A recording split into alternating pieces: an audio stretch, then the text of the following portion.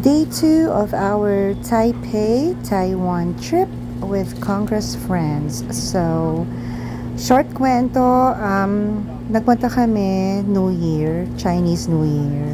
Sobrang daming nagbupok that time. So, makikita nyo, eto, nasa Shifen kami.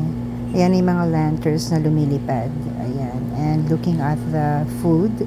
Now, back to my story. So, sa sobrang daming nagbubuk, pagdating namin sa location, kung saan yung meet up ng trip namin for today, bigla kaming na-cancel.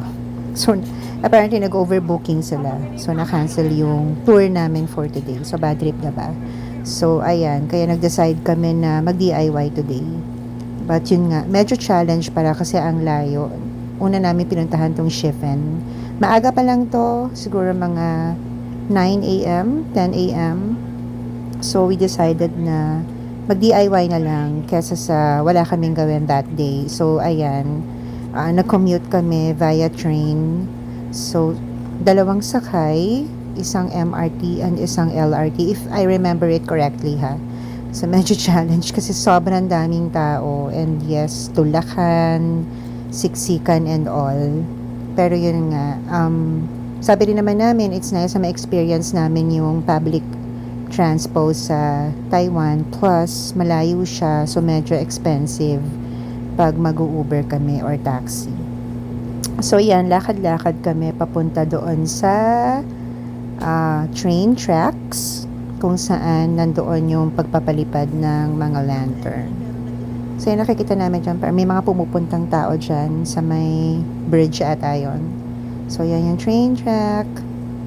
Kikita mo dito pa lang, malalaman mo na kaagad maraming tao. So maraming namamasyal that time. So disappointing na na-cancel yung tour namin. It would have been a comfortable experience. Pero yun nga, so pag ganito mga biyahe-biyahe, bigla syempre magpa-plan B ka. So plan B mo syempre, mag-DIY. So buti na lang, may mga Google Maps, may TikTok na mapapanood mo kung saan pwedeng magpunta. So yun. Yan, isa sa mga kinain ko, parang crepe na peanut butter something. Sorry, may prutas sa loob yan, nakalimutan ko na yung tawag dyan. Masarap siya. So delicious. May ice cream din yan sa loob. May nuts, ice cream, and stuff like that. So masarap naman siya. Yun nga lang, medyo para nakakachok ng konti. Mamumuulan ka. Ayan. Pero gutom na yata ako ng araw na yan. First meal ko ba yan? I'm not sure. Hindi ko na maalala. So, yan. Kain-kain habang namamasyal. Yan. Sarap.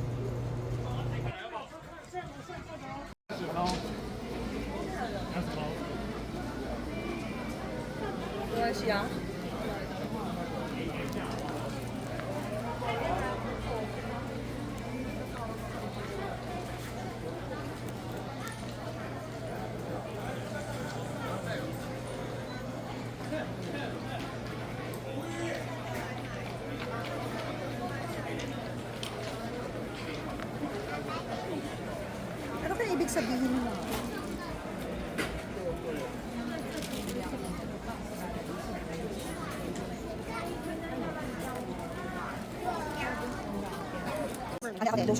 At ayan, nakapili na kami ng lantern na susulatan namin ng aming mga wishes. So, yung red represents health daw. So, ayan, yung mga wish namin tungkol sa health namin. And syempre ako, winish ko ay magkaroon ng, ayan, isusulat po natin ang wish ko. Ayan po, low sugar. Yan po ang wini-wish natin.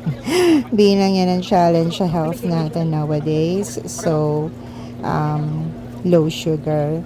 And malapit mga wishes yan kasi kada side ng square ng lantern. Susulatan mo. So, red is for health. Tapos, meron dyan for money or for wealth. Meron dyan for career. And meron dyan, may isa pa na something, hindi ko na maalala, love ata or something, I'm not sure. And yan, so kulitan lang.